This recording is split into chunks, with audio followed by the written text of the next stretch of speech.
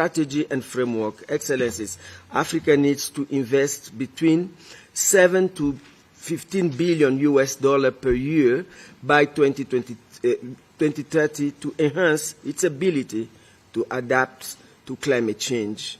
If the planet heats up by 2 degrees Celsius, climate change could cost African countries as much as $50 billion annually by 2050.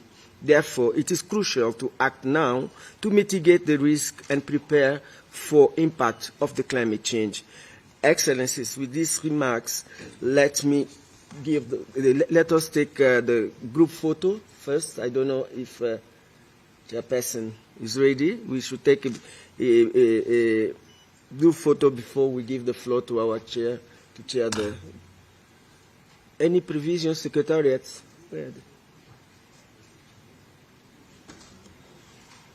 Do we take the group photo now, or now is okay? Yeah, because maybe you might leave before. Yes, Tanzania. Thank you very much, Chair, for giving me this opportunity.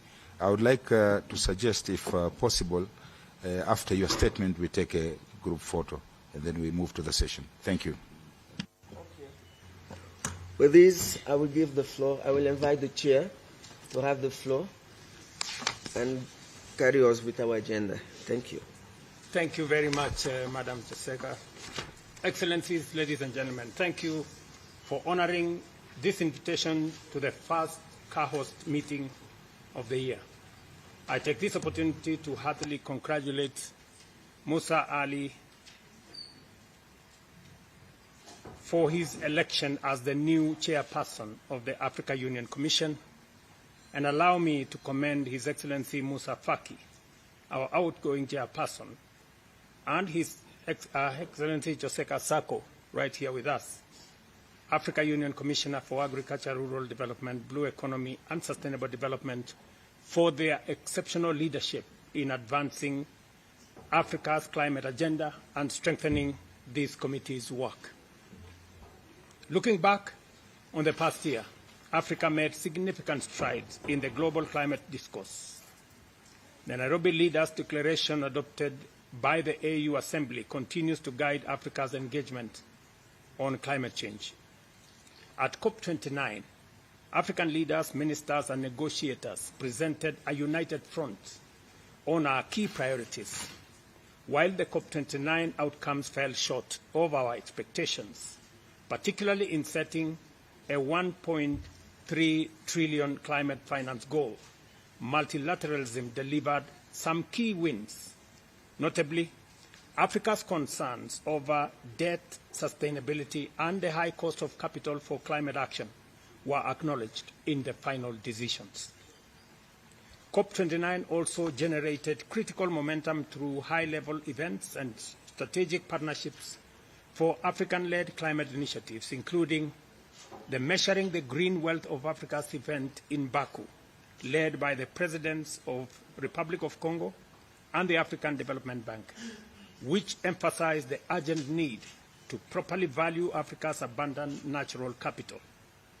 There was also the Africa Green Industrialization Initiative and Accelerated Partnership for Renewables in Africa, both of which seek to unlock Africa's renewable energy potential to drive industrial transformation. To institutionalize these initiatives effectively, I am pleased to report that the Africa Continental Free Trade Area Secretariat has agreed to support the implementation of the AGI initiative in collaboration with key partners. Allow me also to commend the government of Tanzania for successfully hosting Mission 300 event in Dar es Salaam last month. This initiative aims to accelerate Africa's energy access by 2030, and I urge this forum to endorse its outcome. Looking ahead,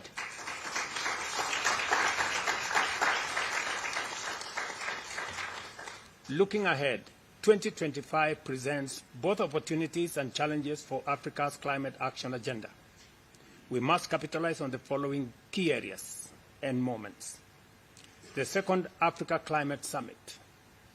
following the AU Assembly's decision for a biannual summit. ACS, or Africa Climate Summit, will provide a critical platform to assess progress, show lessons, and strengthen collaboration.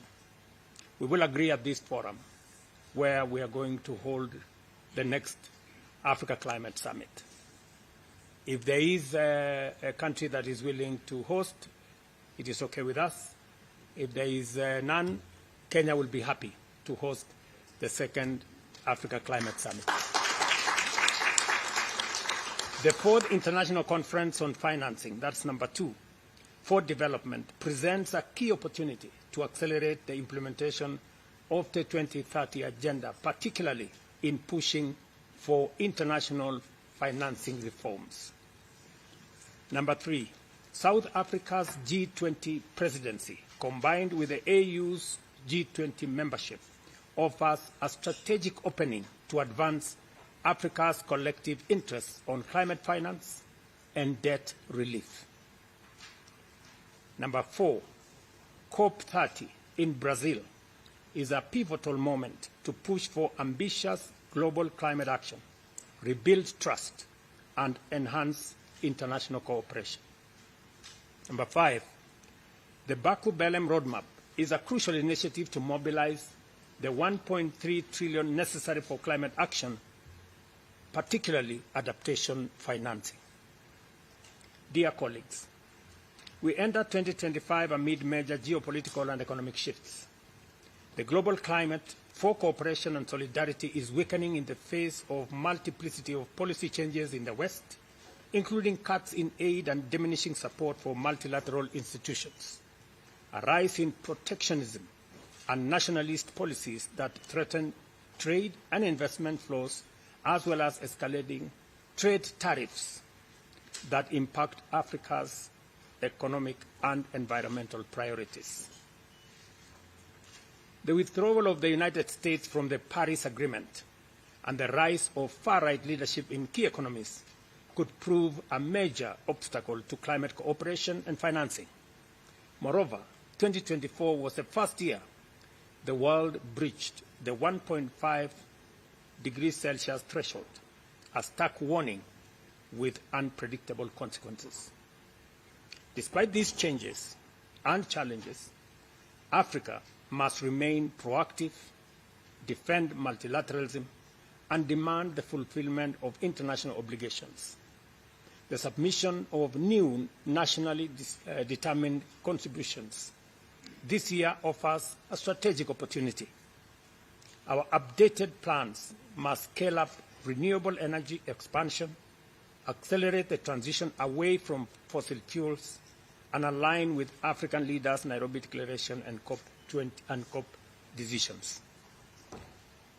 Ladies and gentlemen, I have presented a report that I would want to make reference, that it be a reference as some key elements, including the meeting we had in New York, are not reflected in that report.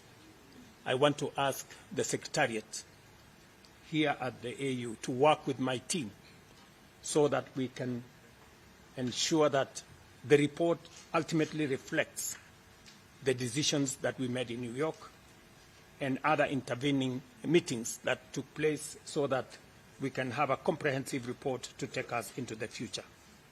I encourage us all to build on our achievements, amplify our collective voice, and position Africa as a leader in global climate solutions. Ladies and gentlemen, with these remarks, I now invite us to move to the next level, which is, we can go and do now the picture. Minister, or do we want us to proceed slightly, or we are good? Tuendelee ama tuendelee? Asante sana, Mwenyekiti. I know there is no translation, so I'll have to use English here. And by saying tuendelee ama tusiendelee, you reminded me of one very famous song. So thank you. If I beg your indulgence, Excellency Chair, if we can have a few more minutes, because our head of state Thank you very much. is on the way. We'll be here in a few minutes. Thank you. Okay. Okay. Let's move to the next item of the agenda. Ladies and gentlemen, let's now. I now invite Joseka to make a statement on behalf of the chairperson of the Africa Union Commission. Your Excellency, you have the floor. Thank you, Excellency, President Ruto. Now I stand on behalf of the chairperson, Musa Faki, to present his statement because he's busy in another meeting. So this is the statement of my chairperson. Let me begin by appreciating Your Excellencies for honoring the invitation to participate in this meeting of the Committee of Heads of States and Government on Climate Change, known as CAOS. This clearly indicates the high importance you attach to climate change issues on the continent. I am pleased to present this statement, which will be my last statement as the chairperson of the African Union Commission at this section of the Committee of Heads of State and Government on Climate Change, CAOS. This committee is addressing a crucial issue of life and death, and it has successfully kept the continent united despite a lot of national perspective on climate change. Additionally, the committee has elevated the profile of our continent and ensured that our voice is strong, loud, and respected in the global stage. Excellencies, allow me to thank you most sincerely for all the support you have given me in the past 8 years as a chairperson of the African Union Commission, and the opportunity to work with you in all the sessions and meetings of CAOS during my tenure, which have contributed to profiling and elevating the climate agenda of our dear continent at the global level, with many achievements despite the challenge we face during the period. Excellencies, from one CAOS meeting to another, we have collectively made various decisions over the years that have positive impacted climate actions in Africa and the global benefits. Within this period, we are able to collectively endorse our African Union Climate Change and Resilient Development Strategy and Action Plan 2022-2032, and the African Union Green Recovery Action Plan 2021-2027. Held all the CAOS statutory meetings, convened the first Africa Climate Summit, participated in all UNFCCC COPs and amount of every COP that helped to amplify our actions and voices at the global stage, to mention but a few. For this reason, allow me, Excellencies, to acknowledge the judicious political leadership and the strategic guidance provided by CAOS on spearheading climate action in the continent. Please let me use this opportunity to also express my sincere appreciation to His Excellency Dr. Williams Ruto for his commitment to championing Africa's climate agenda, and as the current coordinator of the CAOS. Excellencies, our continent is experiencing significant warming, outpacing the global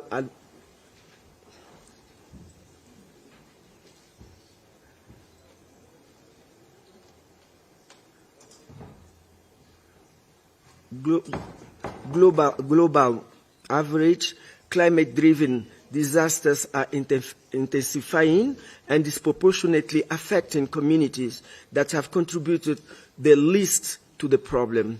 In Africa, the consequences of climate change are substantial, serving as an economic hindering growth, research indicates that many African countries face GDP loss of up to 5% because of the impact of climate change. Excellencies, current global climate finance falls far short of African countries' needs and expectations, with less than 3% reaching sub-Saharan Africa annually. The decline in rather than the expected doubling by 2025 poses a severe threat to Agenda 2063. Sustainable development goals and existing resilient investment. Excellencies, distinguished ladies and gentlemen, Africa needs new and additional financing for a just transition to a low-carbon economy. The current structure of the global financing architecture limits access to funding for climate action in Africa. The current financing often takes the form of loan, which can increase debt burden, which transition in the low-carbon economy. However, Africa is committed to a just energy transformation, which can leapfrog traditional economic growth models by building sustainable energy systems. The African Union and its Agenda 2063 is dedicated to effectively help its member states implement the Paris Agreement and their corresponding national determined contribution.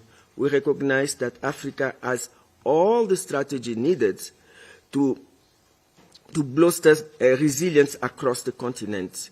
We advocate for a multilateral approach to keeping global temperature rise below 1.5 degrees Celsius.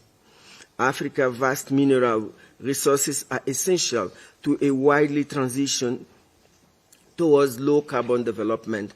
Looking ahead, it's clear that capacity building, technology development, and transfer are critical enablers of climate action in Africa. We must demand and foster increased international collaboration to scale up climate finance and investment for Africa, accelerate broadly resilience and low-carbon development initiative.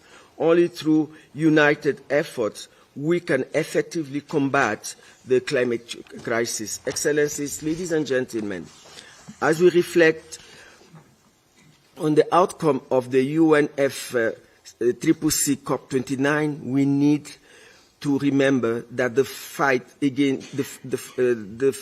against climate change requires sustainable commitment and action from all the stakeholders.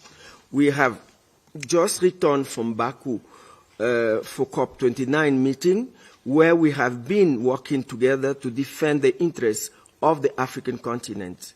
Commitment to finance climate actions has, however, remained elusive. In the beginning, African countries wanted developed nations to provide $1.3 trillion US per year in climate finance to developing countries, including Africa starting in 2025. The new climate finance, global is of $300 billion annually by 2035 is insufficient to address the scale of the climate crisis, including adaptation needs and for the loss and damage that is not really going into action up to now. Global climate finance for adaptation was supposed to double by 2020 and is even affecting our means to attain the sustainable development goal, threatening the investment already made in resilient solutions and our Africa Agenda 2063. Without investing in adaptation, Africa cannot capitalize on opportunities to create jobs, green growth, and avoid losses. Excellencies, it is disappointing that we did not see much progress on lost and damage fund in COP29 in Baku, especially regarding the scale, scope, and eligibility criteria. In addition, we did not see much advancement in low development countries who help developing countries reduce Africa's debt burden and ensure climate justice, significantly strengthening efforts to transition. We saw limited progress on adaptation. The COP29, especially in defining indicators for the global goal on adaptation, but key decisions were postponed to COP30 in Brazil this year. Having seen some deficiency in COP29 decision, we must strategize and defend our position as we move to COP30. The involvement on environment, AMSEN, and the African group of negotiators, all under the leadership of the Committee of Heads of State and Government on Climate Change, CAOS, the African Union climate change strategy, and the Nairobi Declaration should be the cornerstone of the African common position going to COP30 and beyond. These organs and frameworks are critical to champion the interests of Africa. Excellencies, ladies and gentlemen, as you are aware, in the inclusions of African Union in the G20 represents a pivotal achievement for our continent. This forum provides a valuable platform for the African Union Commission to effectively communicate our position, needs, and ambition concerning climate action. Through our participation in the Climate Task Force meeting and the high-level principles of bioeconomy, we are working collectively to address our challenges and promote sustainable development for all African nations. Excellencies, the Republic of South Africa has assumed the G20 presidency in 2025. It stands at a pivotal moment, prepared to influence global dialogue and policy. The country's presidency of G20 presents a strategic opportunity to drive meaningfully global change. By leveraging different, diverse global perspective and regional insights,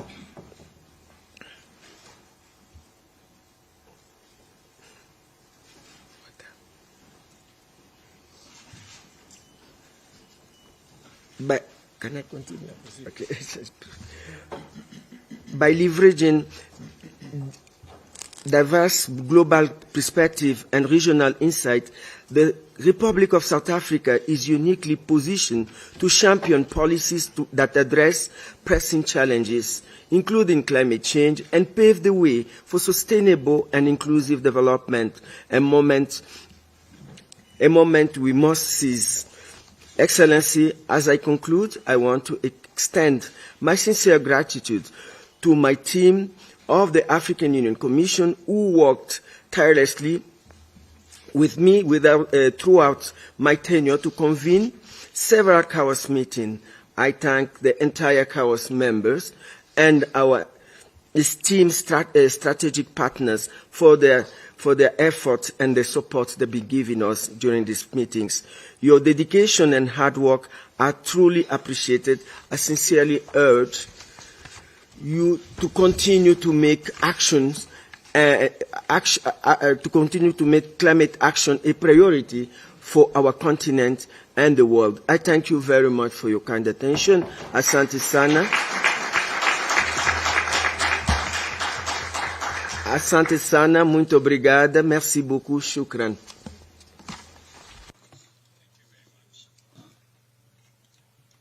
Going forward, I think it's only the chairman who is allowed to make a long speech.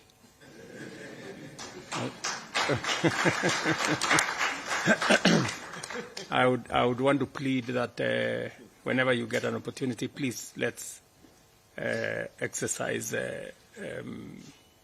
some constraints so that we can manage time. I don't know whether we have a statement from the new chair of the AUC. Okay.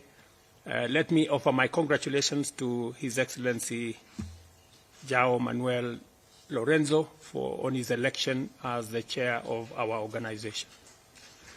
And as I had said,